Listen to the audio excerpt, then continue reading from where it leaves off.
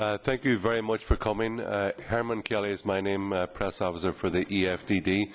I would like to introduce the issue, raise the issue today about the voting system and how it has worked very undemocratically in the Parliament in the elections of 2 weeks ago.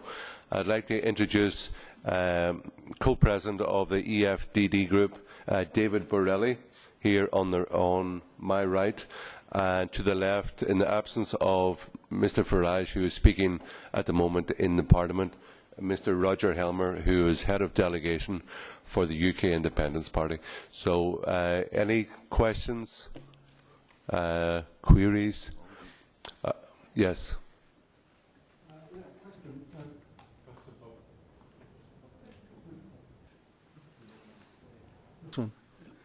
Yeah, I'm a journalist and I write about pensions legislation, which is a very technical subject. We've got something like, in the life insurance side in the EU, something like 8 trillion euros under management.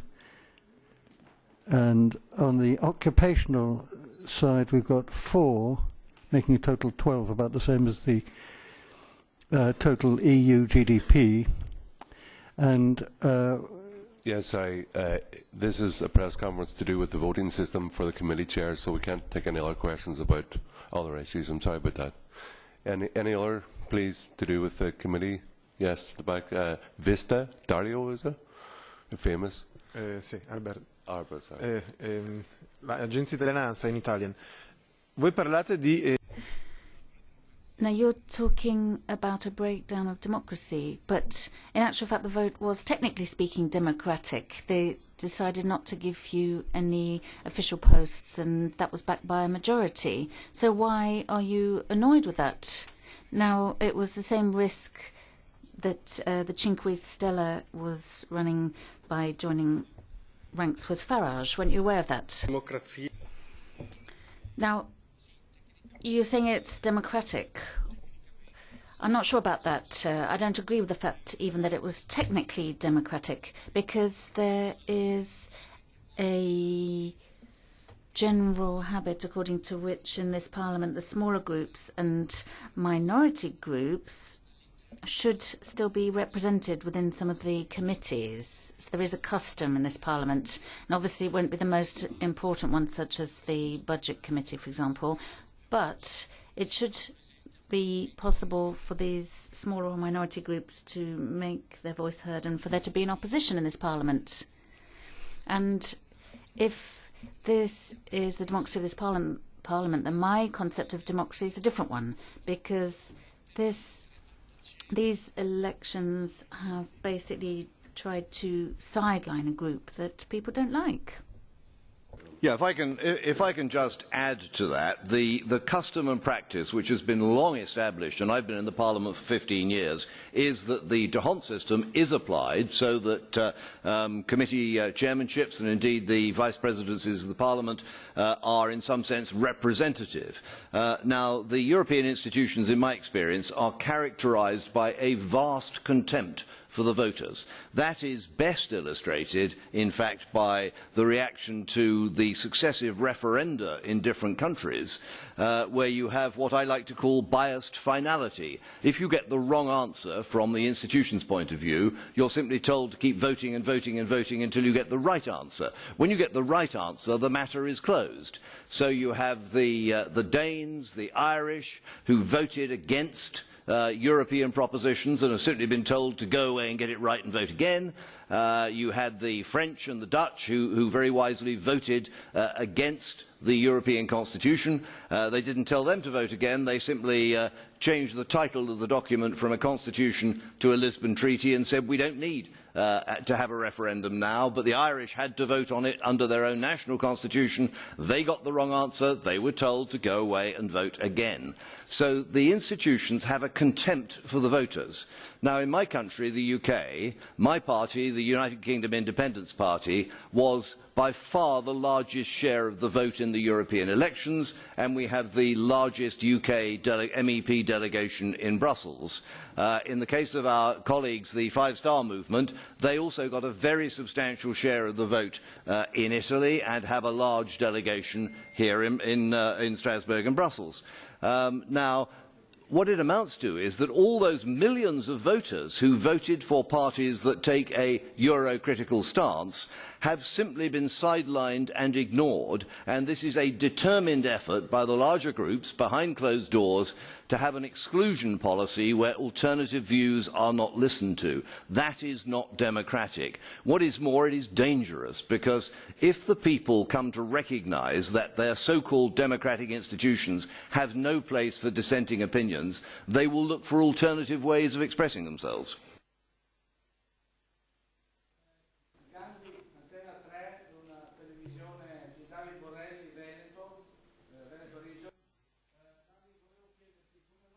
Microphone, please. Could you tell me... David, Veneto region. David from the Veneto region. Del Veneto, di casa di David Borrelli. Volevo chiedere... In the same group as David Borrelli. I'd like to ask you, why did the Five Star Movement, which is Eurosceptic movement, join an alliance with Farage and not with the other Eurosceptics such as Marine Le Pen and the Lega Nord, Northern League? Marine Le Pen has told me personally that she's against NATO and she wants to have an alliance with Russia. And the Northern League would also like to exit NATO. Your movement, Five Star Movement, is a little bit closer on Anglo-American positions, even though you're Eurosceptic. We decided to join the EFD because that's what our voters online decided. We looked at all the different options. Obviously, I'm talking about feasible options and proposals that could really be put on the table. We didn't pay any attention to corridor rumours because they're simply not realistic. What we did was looked at what was realistic and put that up for a vote online. Our positions are clear. We're against this type of Europe. We're against this kind of management done in this way, and that's why we decided to use an online vote in deciding to join the EFD or the ECR or a mixed group. Now, our voters came up with a decision and we went along with that. Now, of course, this doesn't mean that the fact that we're against Europe being managed in this style, that doesn't mean we shouldn't be represented in this parliament. We represent more than 20% citizens at the moment. And Italian citizens have decided to send us here to have our voice heard. However, our voice has been silenced in a way that has never been done before in the European Parliament. Sì, se possibile ancora, sempre in italiano. I'd like to put another question. Now, I've asked you whether you regret the agreement having joined the EFDD, seeing as you're being sidelined. Now, what about the other small groups, the GUI, etc.? No, we don't regret it at all, and I don't really see why we should regret it. On the contrary, we're going to fight to get what we're entitled to, and we're certainly not going to be silenced with these very petty political means. Now, the other question is a bit different. I think that this coalition, this majority, last Monday signed its death knell. Now, if a dissenting voice is not listened to, but if it's excluded, that probably means they're too scared. It clearly means that too many people today in Europe are Eurosceptical, and rather than confronting the problem, they're trying to sweep it under the carpet. That's what has happened here. But I think our role is to speak more and more loudly so that we get heard. Could I just add one point? The way you cast your question, it sounded as though this was a plot against the EFDD. It is not. It is a plot against all minor parties. In fact, the Greens have suffered as well and are concerned about it, and the ECR itself lost a potential vice chairmanship of a committee as a result of exactly the same activity. So this isn't an anti-EFDD particularly movement. This is an anti-small party and a consolidating the larger parties in a position of control.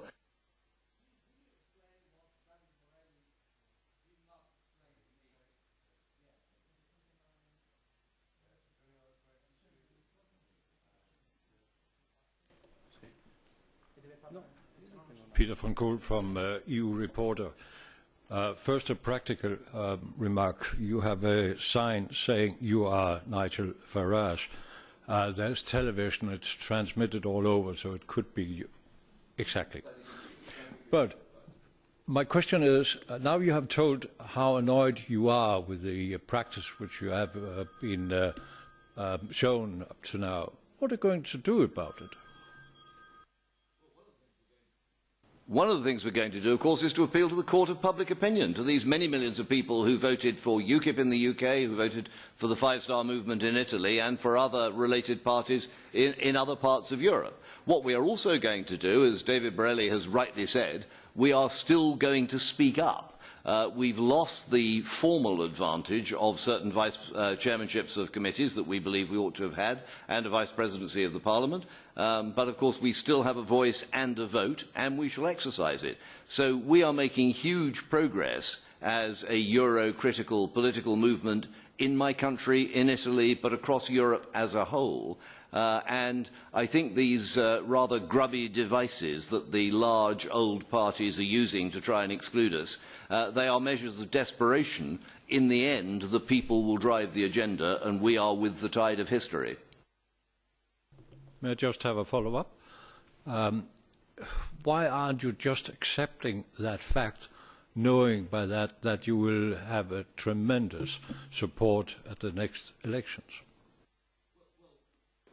We are accepting it in the sense that we know we haven't got those appointments that we wanted to get, but we are also trying to draw the attention of the public across Europe to the way things are done in Europe and the profoundly anti-democratic nature of these institutions. So in a way, our opponents have presented us with an opportunity to make these points. They've come out into the open and said, we don't give a hang about custom and practice, we don't care about democratic representation of the people, we are going where we are going whether you like it or not. That is the authoritarian approach we are facing, and you've made exactly the point that we will get further support from the public as a result of the behaviour of the groups who claim that this is a Europe of values based on the rule of law.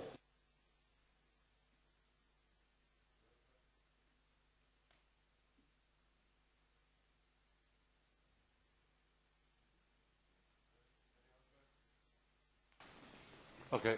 Thank you very much. Thank you very much. everybody. Thank you. Should we go and answer the